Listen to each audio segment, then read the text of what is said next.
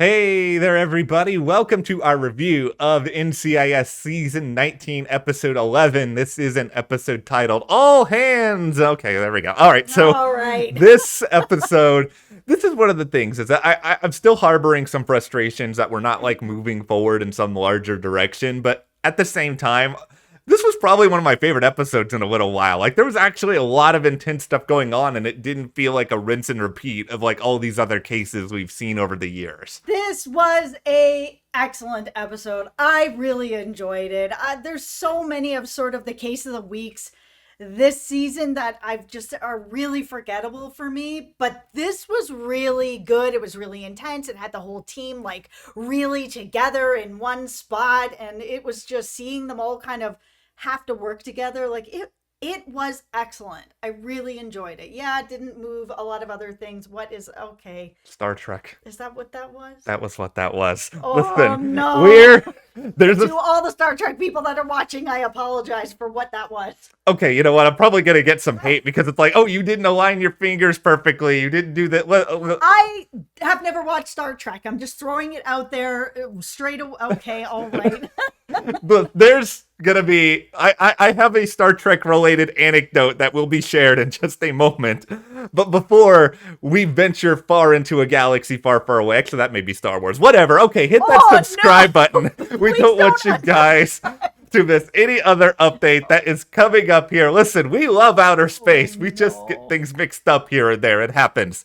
Also follow us on Instagram if you are still with us now at Matt and Jess TV. We had a pretty good weekend. I got my haircut for the first time since last May. It was nice. Looking fresh, feeling good. Okay, so let's get into sort of, the whole stuff with this episode. So we did get to know just a little bit more about Jessica Knight. Not a lot, but we learned that she has a niece and she's doing this project that was so hilarious. Watching her try to take like selfies with this little paper cutout was hilarious. I was dying. However, she's like, oh, I want to be the cool aunt. I want to have the coolest stuff. Oh, how old is your niece? I don't know. This old? I was like, whoa, okay, you should at least know that.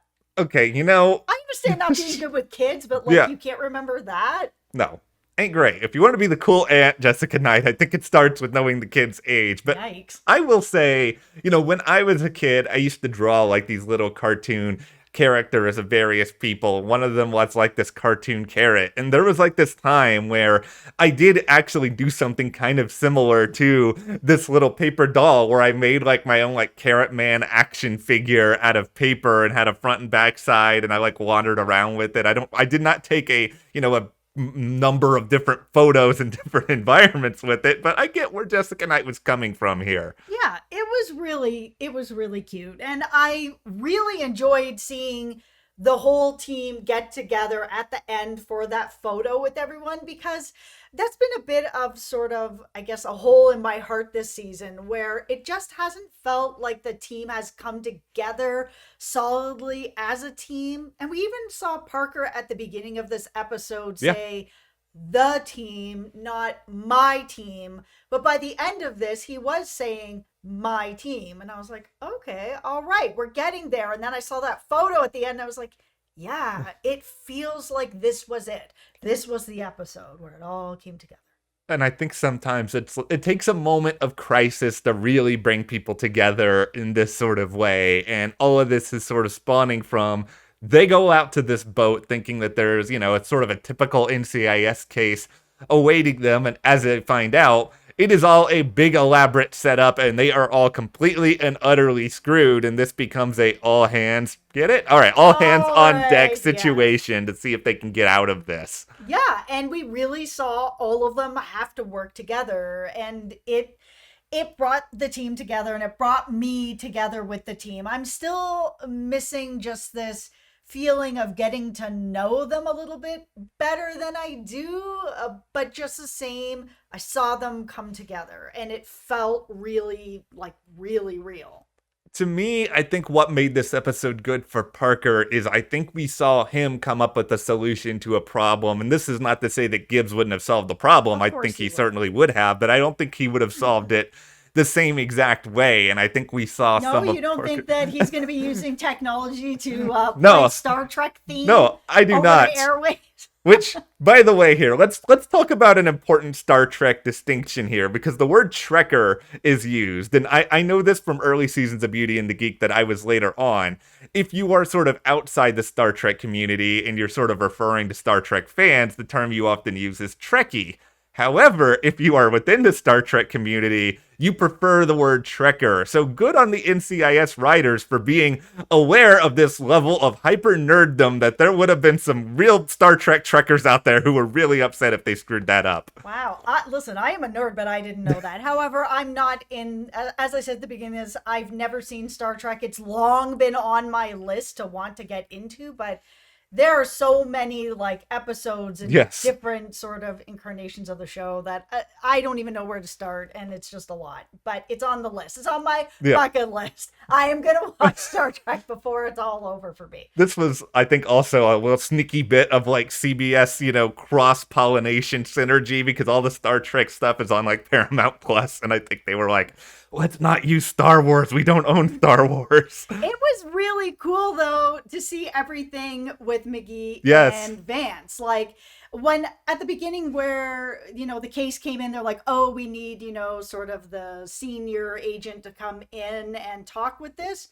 It wasn't just Parker. Yeah. McGee was in there too. And I truly have enjoyed how the show has handled that, because I was one of the people that was very pissed off Yes. that McGee did not get the top job. But at the same time, it really feels like they together are running the team, which I really like. But then we had that moment in the elevator where Vance was like, okay, let's talk. You want to do the honors to stop the elevator, because that's what Gibbs would have wanted. And then they had their conversation, and then he revealed what Star Trek he liked. That was such I love Vance. Vance had a really good episode this week, and that's sort of where I am with a lot of this episode, where, I don't know how much of this we will necessarily remember like 6 months down the road, but I just think in the moment, like, so much of this was fun. And I even love that they brought back sort of the time that McGee was kind of running the team, where we got to see some of the basement employees that are working down there, and how he had made this promise to compete with them at the robotics convention. He screws it up, and then he brings back like a robotic hand with the invite. I was just like, where did you find this, McGee? Did you stay up all night and just like not spend any time with your wife or your children because you were making this? Listen, I understand he got shot and some of those other things, Gibbs leaving, but you can't neglect everything for a year. Like, it was a long time when they were just kind of like, this is how long it had kind of gone on for, and he really realized it. You have to have a bigger sorry. Yeah, you can't just be like, sorry guys. It's got to be something more personal, more dramatic, more like, I am really sorry.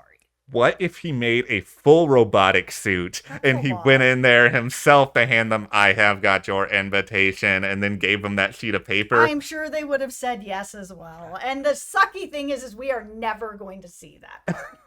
Well, why do you gotta bring that up? I know you're totally right, but another thing I liked about this episode though was that NCIS, like The Office, felt like a living, breathing office, where it doesn't always feel like this. It feels like it's kind of just this like vessel to dump like exposition on us before we get to the case. But it's like these sort of like weird things in offices do happen, where you don't pay attention to someone and they hold this like slight against you for like a year because of it. The other thing I'm going to say that I really liked about this episode, because the thing that I do not want to see, and I've been saying this, is I do not want to see Torres and Knight end up becoming an item. You guys know that we are shipping her with Jimmy, but just the same, I don't see chemistry there. And we have seen those two, sort of the co-workers getting together multiple times on this show. And we just saw it with Torres. I really like that, they were in this really intense situation together, and there was still no sort of chemistry there. It was still a working relationship, and just a working relationship, because that could have been a moment, but it wasn't. Thank you, NCIS. I'm guessing the writers are probably pretty attuned to some of this stuff, and maybe they're telling Wilma and Katrina to sort of play these scenes a specific way because, yeah, I come out of it with the same exact read on things. Like, I of course, wanted more from Palmer and Jessica Knight, but I always do in some of these episodes. But We can't get it every episode, man. no, we can't get it every episode, but I think they handled the Torres and Knight stuff really, really well. 10 out of 10. I was really excited about this whole episode was a 10 out of 10. But I really enjoyed it. my other favorite random moment was Parker being in the air vent, which to me is just like, Parker's not, he's still very spry and he's very out there, but he's, an older gentleman who is like crawling his way through the air vents on this ship to try to save the day. I like how sort of sneaky he was in this because Yeah, not only did he sneak through that, we saw him sneak himself onto this helicopter, which is what the bad guys were stealing. They were just kind of like robbers that yeah, were taking whatever and turning it for a profit. And then he's sneaking into the base and sneaking yeah. into like, a truck, and everything was very low key, which is kind of nice because, we've seen Gibbs on the other side of this cowboy his way Yeah. into things a lot. And none of us want to watch Parker just be another Gibbs. And he's not. Here's the one bad thing I have to say about this Get episode. out. Get out. 10 out of 10. The bad guys kind of sucked. I'm just saying that. Like, I do not remember a single one of these bad guys and watched that episode that long ago. They were just like generic stooge 1, 2, and 3. That's fine.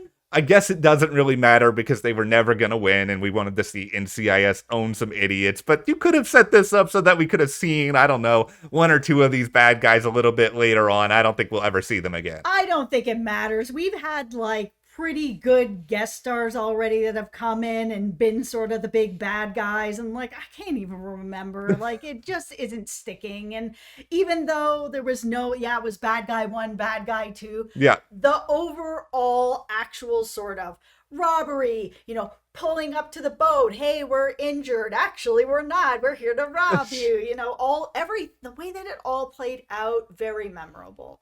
I just think this episode is a good reminder to a lot of us of what NCIS can be. And, we're hopefully going to be getting a season 20. We don't know for sure on that, but I think this far into your run, you need to find ways to continue to make your audience guess and be excited and I think this episode delivered on a lot of that. I have nothing else negative to say about it other than I wanted more Jimmy and Jessica Knight. But that's okay. This was a very, very good episode. No, it was.